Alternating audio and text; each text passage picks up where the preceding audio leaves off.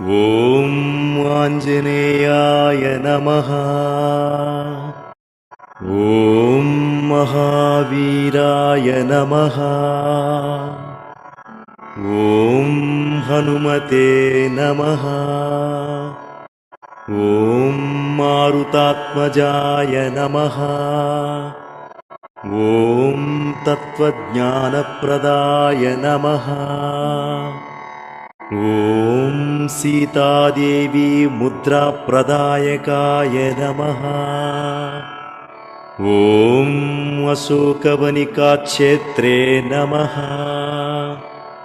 ॐ सर्वमायाविभञ्जनाय नमः।